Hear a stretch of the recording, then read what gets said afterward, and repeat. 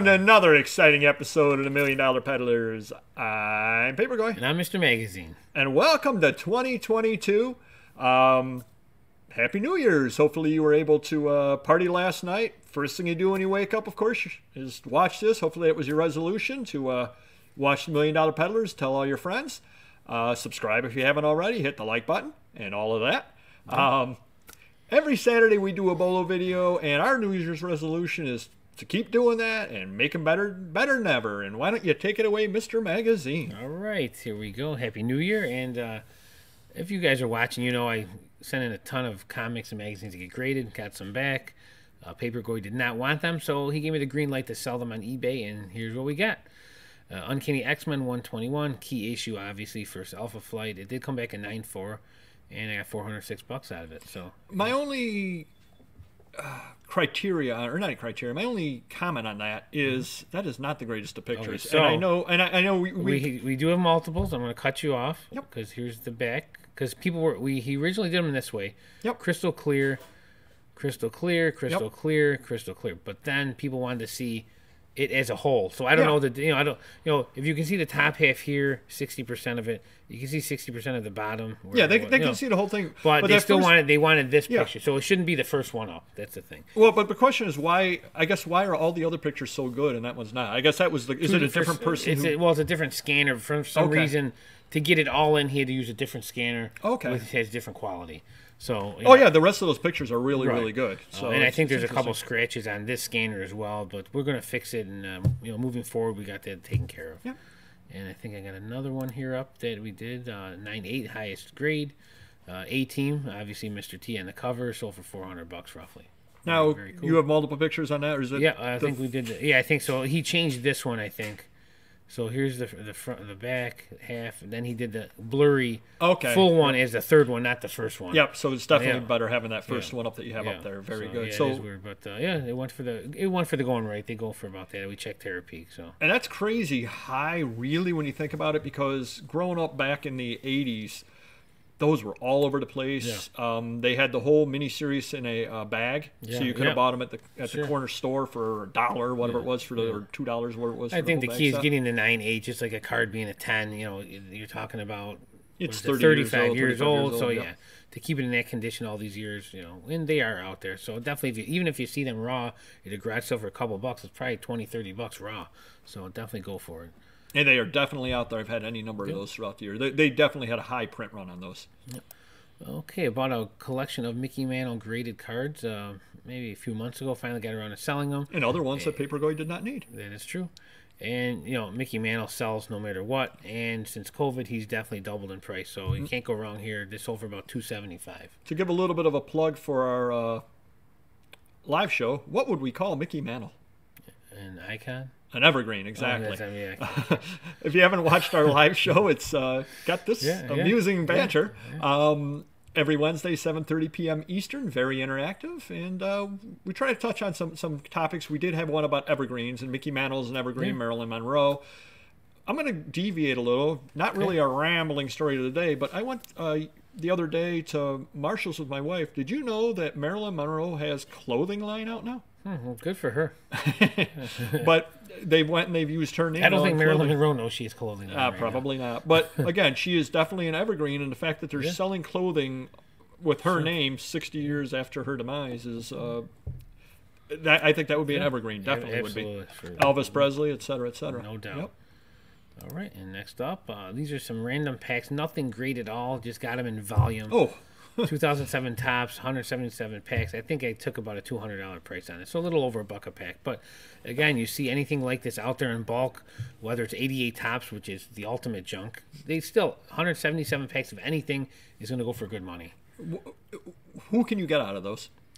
As far as rookies, no one major that I can think of. They would have went for way more than $1 something a pack. So, but you still got Jeters in there, A-Rods, pool host guys like that are going to be in there, and they're $3, $4, $5 a card anyway. So you can't really go wrong. It could be a reseller, maybe. Who knows? He's breaking them up, building a set. Who knows? But good for him. Yep. And it was Christmas season.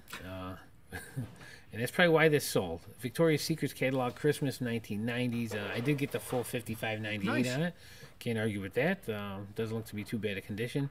And I'm sure those are out there as well, and people don't care. They think Victoria, they may even throw them out because it's just a catalog from Victoria's Secret. So these are a little more special. I think the Christmas ones, more pages, a little bigger. And this is something that a niche reseller could actually have bought this off you and made money off of it.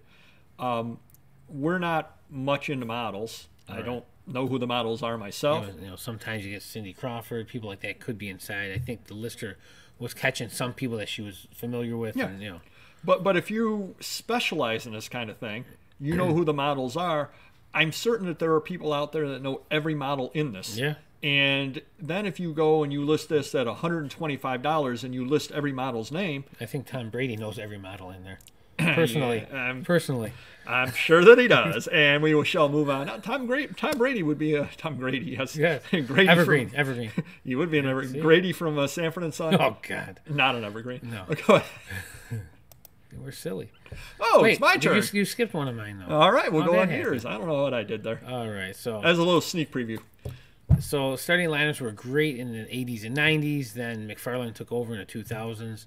So people think these are junk. They're really not junk. Not that they made a comeback, but they're going for more money than they have in the past. So you can pick these up for $1 or $2 at garage sale, or estate sale, whatever. Yeah. But they, especially the 2-packs, you could get $5 to $20 on some of these now. So definitely scarf them up if you see them. What is the bottom line of a typical starting lineup? Just the most common player out there that nobody really collects.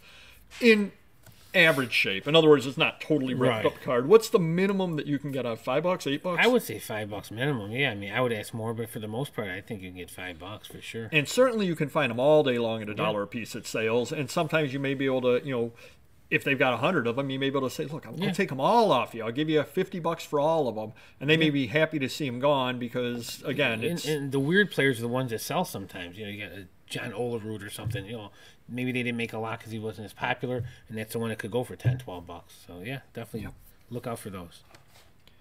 Well, you saw this already.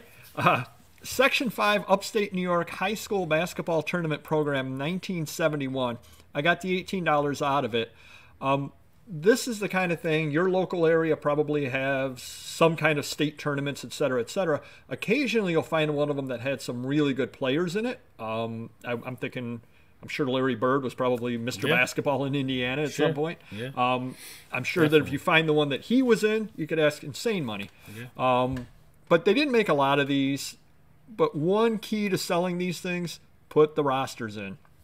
Because I don't know how many teams there are, but each team probably has 10, 12 people in it. It looks like there were, eight teams, something like that. You're talking 80 to 100 different people whose families may want this. And, again, you can find these things out there. You're going to pay $1 at the most for this. And if you're buying other magazines and you kind of throw it in the pile, they may not even charge you for it. Yeah. So, again, it's a quick way to pick up some money. It's going to be long tail. It took 2 years to sell. But you will be able to sell things like this, definitely. Speaking of things that you sell, because I don't think anybody else was dumb enough to list it, especially with the condition issues. Took since 2016 to sell, but I got my price, $17 out of it. Very flashy cover. It's beautiful. Read the condition real quick. Half of that cover is missing and tearing last page. Nice. Yeah. Your Medicare Handbook 1974 booklet, Department of Health, Education, Welfare. Not the best SEO, but what can you exactly say about this? It's a government program. I don't know. It's a booklet. I don't know, 24 pages, 32. I'm sure I said down below how many pages. What can you possibly say about it? Nothing is selling it as far as... It's almost like you're testing yourself to see how good of a salesman you are, honestly. You're like, this will never sell. I know it won't. If it does sell, I'm a genius. And it did sell. There you go. Yeah. So, but again... Nobody else lists this kind of thing. Probably for a reason. Yeah. But you've got it. You literally are not going to pay anything for this. You've got a pile of stuff. You say, hey, you mind throwing this in? They're going to say, take it and take those other 5 of those as well. Imagine if you listed it now, you'd have like 3 or 4 extra pages, scanned in there. You maybe get $30 for it. Oh, probably. Yeah. In 10 years. Probably one of our subscribers bought it, did a good listing on it, and they're going to make lots of money. Yeah. God bless them. Hit the like button. Next item we have over here is the top 100 pop of 1989-90 songbook piano vocal chords. Ended up taking $18 on it to somebody in Australia. Because this weighed 3 pounds, they paid $56 shipping for this. So I felt bad for them, and I took the $18 off of it. Yeah. Usually this is the kind of thing that I list on Amazon. None of these were on Amazon, so I just listed it over on eBay. Couldn't find any comps on it. I put $32 on it. Somebody thought it was worth $18. I was more than happy to move it for that because I think I paid $1 for it at most. You can definitely find these things out there. One key, do the second picture on it if you can find the mouse. And I've got all the songs that are in there. I got a question for you. Sure. You did not list on Amazon because it was not in your system, but also you did not list it because you couldn't, because the condition, it would have to be like new? Oh, no, I just... Because isn't it that thing where you list that stuff now, it has to be like new in certain categories? Certain categories, yeah. I just thought that, hey, I can't find it. I can find no comps out there. Right. I might as well put it up on eBay. Just why not? Yeah. And again, I was very happy with it. You can find these things out there. I actually did an Instagram about this as well. Do check our Instagram out, the Million Dollar Peddlers, if you haven't already. Again, you pick this stuff for $1 all the time at sales. They're out there. And a lot of people walk by it because they look at the sheet music. They want the the large sized format stuff from the early 1900s with great graphics. Those are wonderful to get. Yeah. This is a newer one, 1989 songbook. Can't go wrong. Very cool. Speaking of can't go wrong, John Wanamaker, New Year's 1890, the Father Bible verse. Check out the condition. Well, folded little dirt needs to be ironed. Yeah, it looks pretty rough to me. Yep. And that actually was in a lot of other things. And I saw that and I said, oh, I know I can end up selling that. John Wanamaker is a BOLO. You will find this stuff out there. They were a department store. Do look them up if you don't know who they are. But they were a big department store in the Philadelphia area. Put a lot of stuff out. Their stuff sells all the time. I know I've brought them up in BOLO videos before. Definitely a BOLO, though, as far as I'm concerned, because the stuff does sell all the time. Yeah. And again, this is the kind of thing, this was not where I found it, but I bet it probably was found there to begin with. This is the kind of thing you find inside of a book. Yeah. All the time. People will stick this stuff in the pages of a book. So if you have a chance to buy old Bibles, that kind of thing, and you're out at a sale, buy them. But also take a quick look through them. You'll end up finding stuff like this all the time. And you would sell this, I think I took $25 on it, something like that. You'll sell this for more than what you paid for the Bible. Wow. And it's a throw-in. Yeah, nice. Next item we have over here, New York Times, July 1st, 1997, China resumes control of Hong Kong, British rule. It's only the first section. I took $40-some on it, but then I got shipping because it went to Britain. Yeah. This is one of those... China's big, Hong Kong is big, and somebody in Britain probably was over in Hong Kong at the time. That's probably why they wanted to buy it. Yeah. New York Times is big.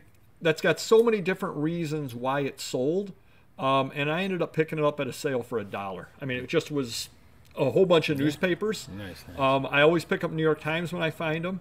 I know people that actually sell New York Times regularly. So always a good paper to pick up, and anything Hong Kong, China, definitely worth picking up. Very cool.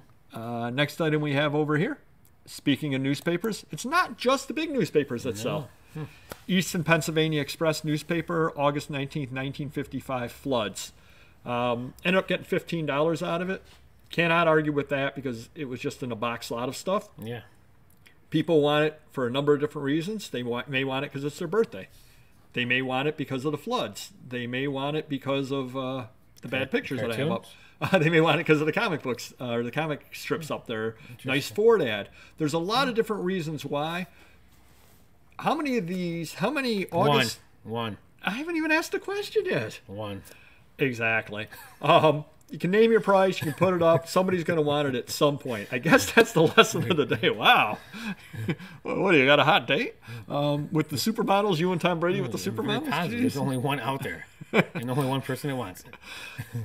Next item, Dearborn Independent, July 30th, 1927. Newt Rockney, Pop Warner, Guam. I took a $30 offer on it. Loaded. You've probably seen this before. Well, you probably haven't because you don't watch our videos. But if you do watch our videos, it's one of our Monday... Hold on a second. You don't know I don't watch them. I could watch them and just not tell you I watch them. That is true too. Occasionally, and we're going to try to do more of it in 2022, we have Monday haul videos. And this was from a Monday haul video. I picked this up at an auction, so you would have seen these over at an auction haul that I had back in December. A few different pictures on it. Do you know who published this? No. Henry Evening, Ford. I was going to say Saturday Evening Post, but it kind of looks like the same type of... Oh, yeah. Now, Henry Ford was the publisher on this as well, so it's got a lot of different reasons why people would want it. And again, this was part of a deal that I paid $250 for at an auction. You see one of the items sell for $30, so I think I'll end up doing pretty well out of it. And finally, in the Maine Woods 1917 Banger and Arrow stock, railroad booklet with a fold-out map. Key is, definitely do put the picture up with the fold-out map on it, which that wasn't the fold-out map. But it's got the fold-out map. It's got nice advertisement on the back. And I did get the $124 out of it. No discount on that one over there. I got my full price on it. And actually, it was to somebody or other that you could tell by their name. They were a Maine railroad collector. So you just absolutely never know out there. Very nice shape for the age. You definitely can find stuff like this out there, though. So... do find it and do get big money out of it. Yeah, very cool. And also do hit the like button while you're at it. And we will see you next video. Take care. Bye-bye.